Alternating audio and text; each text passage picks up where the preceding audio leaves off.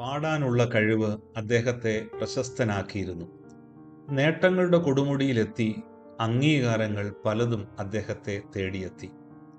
എന്നാൽ തിരിഞ്ഞു നോക്കുമ്പോൾ നഷ്ടങ്ങളുടെ കണക്കുകളാണ് കൂടുതലും.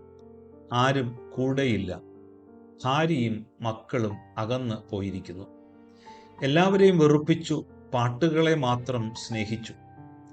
ആരും കൂടെയില്ലല്ലോ എന്ന് ചിന്തിക്കുവാൻ തുടങ്ങിയപ്പോഴേക്കും ജീവിതത്തിൻ്റെ ചില നല്ല നിമിഷങ്ങൾ കഴിഞ്ഞു പോയിരുന്നു. അത് അയാളിൽ ചില മാറ്റങ്ങൾ വരുത്താൻ തുടങ്ങി. പ്രശസ്തിയെ മടുക്കുന്നതായി തോന്നിത്തുടങ്ങി. ബന്ധങ്ങൾക്ക് അർത്ഥമുണ്ടെന്ന് ചിന്തിക്കുവാനും തുടങ്ങി. അയാൾ വേഷം മാറി ഒരു സാധാരണ വഴിയോര പാട്ടുകാരനായി. റോഡരികിൽ തൻ്റെ ഹാർമോണിയം മീട്ടി വഴിയാത്രക്കാർക്കായി പാടി.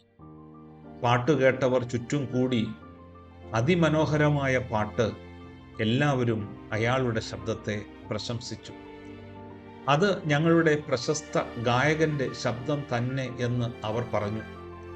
ചിലരെങ്കിലും അടുത്തു ചെന്ന് നിങ്ങളുടെ ശബ്ദം എത്ര സാമ്യമുള്ളതാണെന്ന് പറഞ്ഞു. അപ്പോഴും അയാൾ ഒന്നും മിണ്ടിയില്ല. അത് ഞാൻ തന്നെ എന്ന് പറയാനുള്ള വെമ്പൽ അയാൾക്കുണ്ടായിരുന്നു. എന്നാൽ ആ ആഗ്രഹം സാവധാനം അയാളിൽ ഇല്ലാതായി.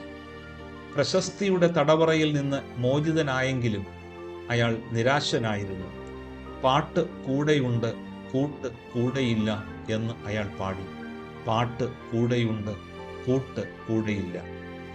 പകരം വെക്കുവാൻ കഴിയാത്ത ചിലത് നഷ്ടപ്പെടുത്തി സ്വന്തം പ്രശസ്തിക്ക് പിന്നാലെ പോകുന്നത് ചിലപ്പോൾ നൈരാശ്യം മാത്രമേ നൽകുകയുള്ളൂ.